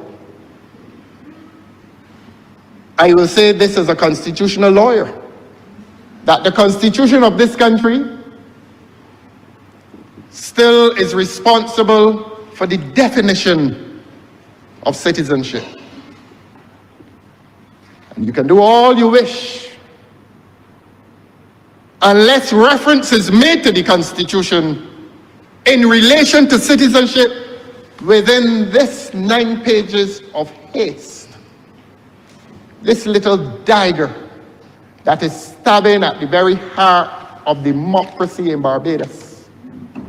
At the end of the day, unless this bill speaks to constitutional amendment, which it does not, the definition of citizenship within the Constitution remains undisturbed. Let your lawyers tell you that this legislation standing by itself, even standing in association with the Representation of the People's Act and the Barbados Identity Management Act, still, it does not alter citizenship and the rights in relation to citizenship. And if it intends so to do, it has failed to do it because it has failed to express that in accordance with Section 49 of the Constitution, it is intended to amend that Constitution, citizenship under this legislation, as defined under the Constitution of Barbados, remains undisturbed. And if you intend to extend the definition of citizenship, please, I advise you, make reference to the Constitution of Barbados. Because there's only one section that precedes the section on citizenship in the Constitution. And that section is section 1, which speaks about the supremacy of the Constitution, which says that any law that is passed that is not in accordance with the Constitution is void. That is what you call the supremacy of the Constitution. And this legislation that has come here today has expressed no amendment of the Constitution. And it therefore cannot amend section 2 of the Constitution, which defines citizenship. That is a free lesson in constitutional law. So that if this government has intended today, by this legislation, to change the laws in relation to citizenship, it has failed to do so. It has failed to do so. That fundamental definition resides within the four walls of the Constitution, except that there is some extension within other legislation, the citizenship legislation.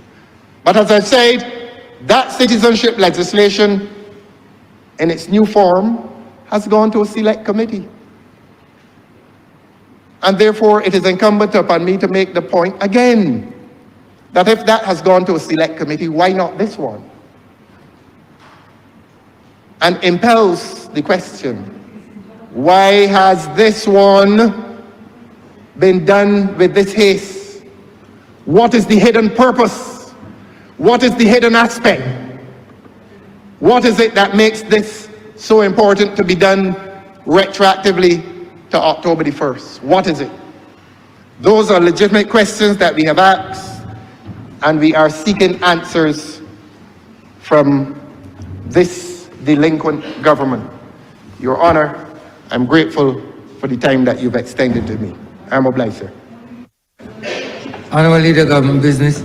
Thank you, Mr. Speaker. I therefore beg to move the suspension of the House until 2:55 p.m. Order. What? 55 p.m. Question is that this honorable chamber be suspended until 2:55 p.m. All those honorable members in favor, please say aye. Those against, please say no. Me think the ayes have it. This honorable chamber stands suspended until 2:55 p.m.